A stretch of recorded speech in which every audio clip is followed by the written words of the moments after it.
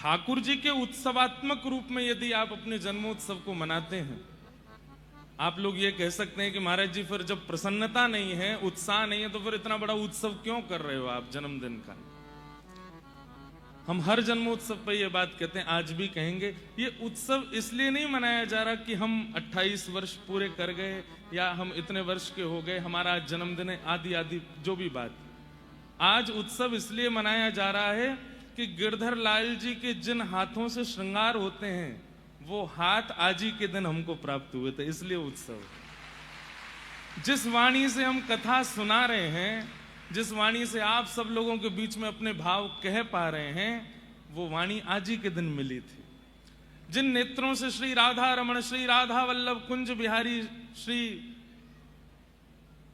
श्रीनाथ जी, तिरुपति बालाजी, बद्रीनाथ आदि आदि सब ठाकुरों के दर्शन, रसिकों के दर्शन, भक्तमाल जी में विद्यमान आचार्यों के दर्शन, वो दर्शन करने का सौभाग्य जिन नेत्रों को आज प्राप्त हो रहा है, वो आज ही के दिन 28 वर्ष पहले मिले थे, इसलिए उत्सव है।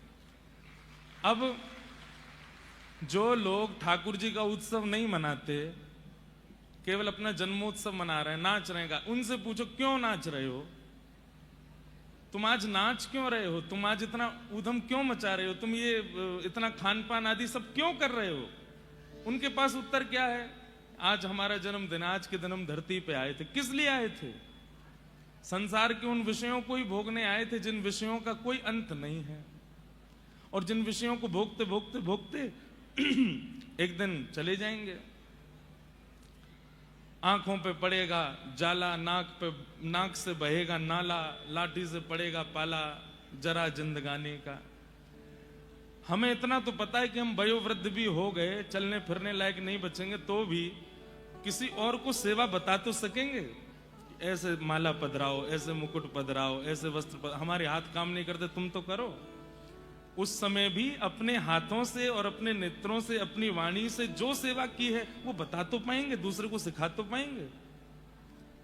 इसलिए जन्मदिन पर उत्सव मनाने का अधिकार केवल उसी को है जो ठाकुर जी के आश्रय में है। जो ठाकुर जी के आश्रित नहीं है, वो तो फिर क्यों ही पैसा वेस्ट कर रहे हैं, समय वेस्ट कर रहे हैं, उसका कोई अभिप्राय नहीं है।